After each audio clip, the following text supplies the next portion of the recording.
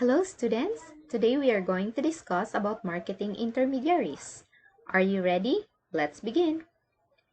At the end of this lesson, you should be able to define a marketing intermediary, enumerate the functions of a marketing intermediary, discuss the kinds of marketing intermediaries, identify the factors to consider in choosing an intermediary, and elaborate on the importance of access. What is marketing intermediary? A marketing intermediary is a middle agent that links tourism suppliers and potential customers. They serve to facilitate the flow of products and services to make it convenient for the customer to avail himself or herself of it.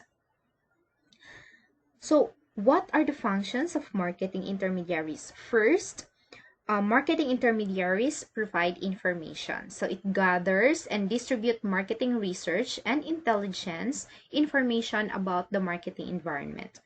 Next is promotions. It develops and spreads persuasive communication about a certain offer. Third is contact. So it finds and communicates with prospective buyers. Next is matching. So it shapes and fits the offer to the buyer's needs. Especially in tourism, it is very important that we match our product with the needs of our buyers. Next is negotiation. It is about agreeing on price and other terms of the offer so that ownership and possession can be transferred. Next is physical distribution. So it is about transporting and storing of goods. Financing, acquiring and using funds to cover for the cost of channel work. And lastly is risk taking. It is about assuming financial risk, such as inability to sell inventory at full margin. In the case of tourism and hospitality, it is quite common that the risk in terms of financial risk is very high in our industry because especially during lean season, our industry is not that high in terms of income because there are fewer tourists during lean seasons. So we have here different kinds of marketing intermediaries. The first one is the travel agents. These are the most widely used marketing intermediary in the tourism industry, though the internet is now becoming vastly popular as well. Travel agents offer a wide array of products and services from transportation to accommodations and tour packages. So we have here different functions of travel agents. So travel agents usually distribute and sales a network. They also reserve tickets like airfares, ticket for ships, or ticket for trains. They also provide information and travel counseling, and they also design individual itineraries. Travel agents also provide travel management services to the corporate accounts they handle who may need such services beyond the four functions mentioned previously. Next, we have the tour operators, or sometimes they are known as tour wholesalers, while travel agents are retailers. So these are organizations that offer packaged vacation tours to the general public targeting the leisure market. The tour package includes transportation and accommodation as well as meals, ground transportation, entertainment, and activities. Some tourist markets find such products too stiff and inflexible. Next is the tour specialist. So tour specialists are organizations that focus on one or more functions of the distribution system. Examples of such is educational tour specialists. So they focus on servicing educational field trips for schools, colleges, and universities. Next is the hotel sales representatives. So the hotel sales rep sell hotel rooms, function rooms, and other services in a particular market area.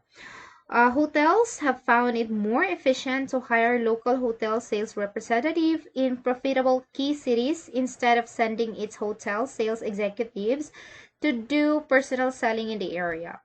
Hotel sales representatives can carry different non-competing hotel brands simultaneously, and they are paid a straight commission aside from their basic salary or compensation.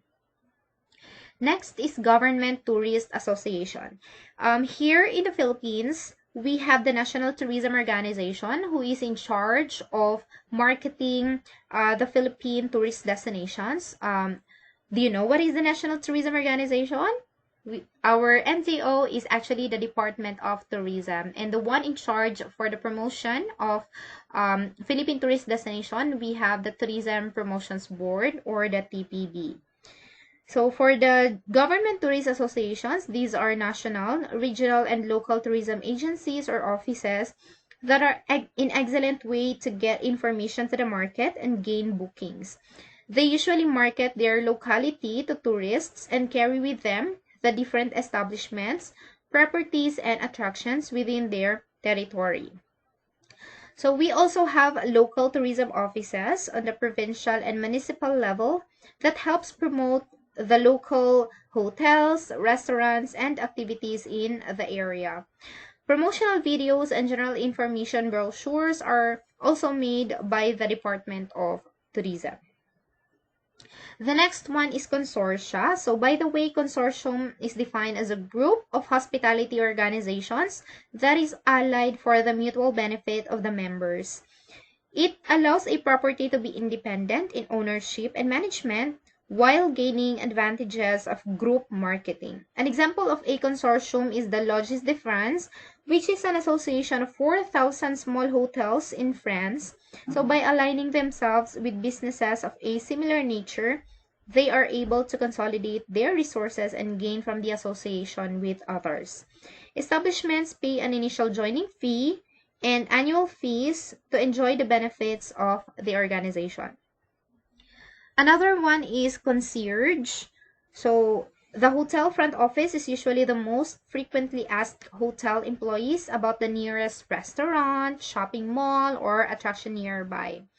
The concierge, bell staff, and front desk clerks should be equipped with good communications and recommendations and information about the tourist services available within the vicinity, such as the foreign currency exchange, restaurants, transport services, shopping facilities, or anything under the sun that the tourist could ask you. Restaurants can invite such employees to sample their meals and cultivate a relationship with them so as to generate a business.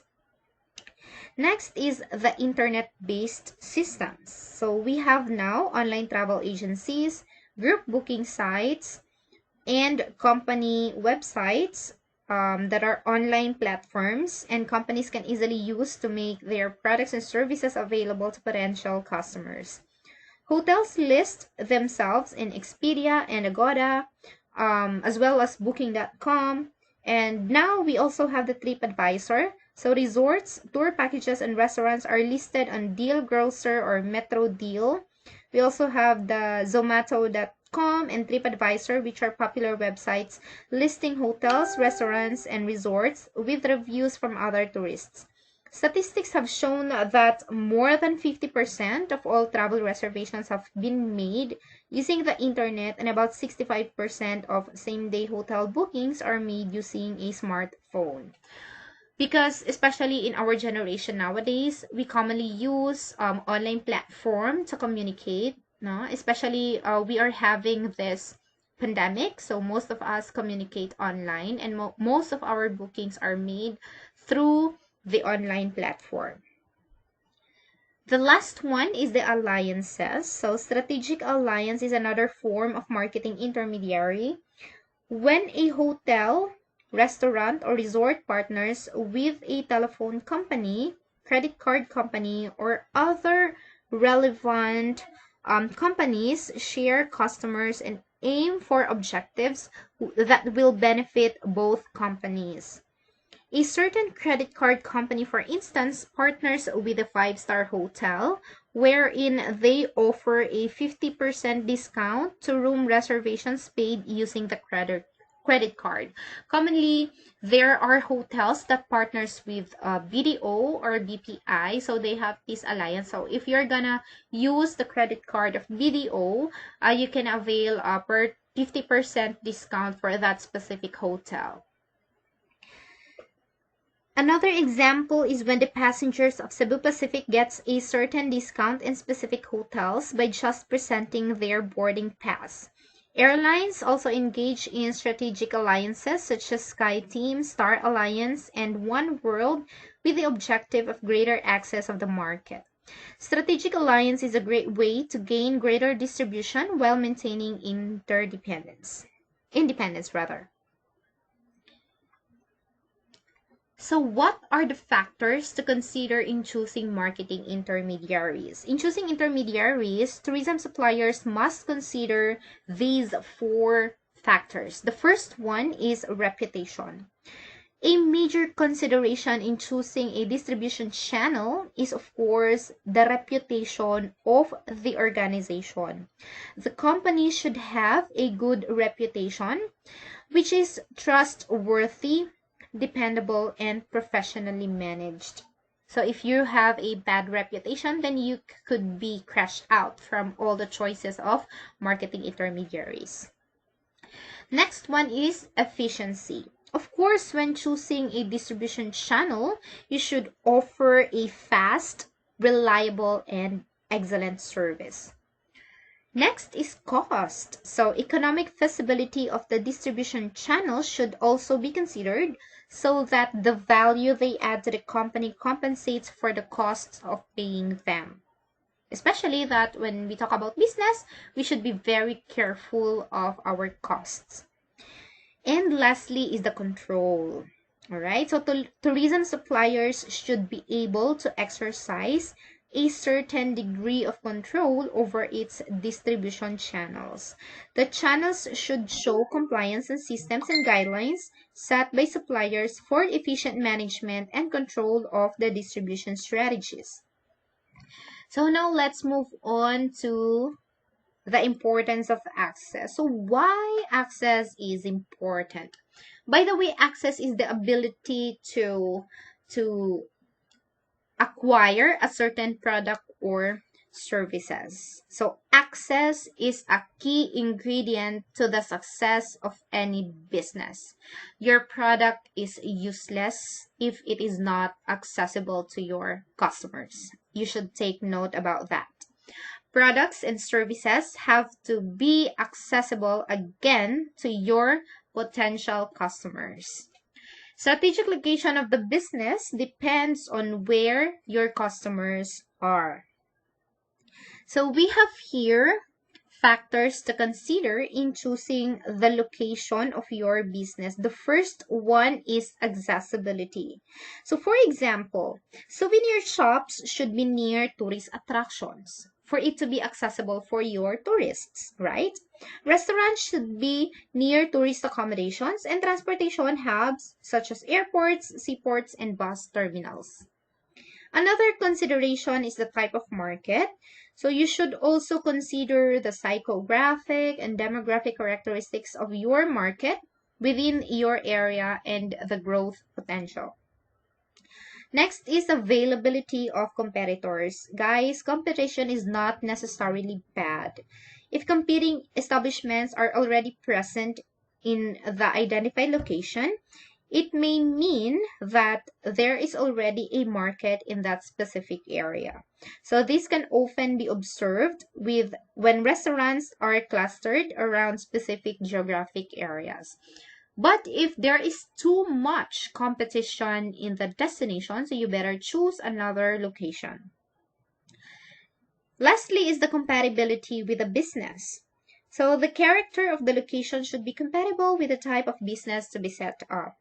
Example, a wellness resort in the middle of an entertainment city with amusement parks and concert venues is actually out of place.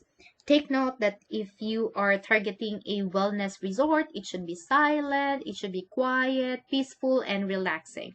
But if you're going to put it in the middle of an amusement park or near those concert venues, then your objective would not be achieved. Therefore, if you're gonna choose to build wellness resort, then you must put it in a calm area which is far away from the urban setting. All right, so that's the end of our lesson. If you have questions, you may ask them during our virtual class meeting. See you!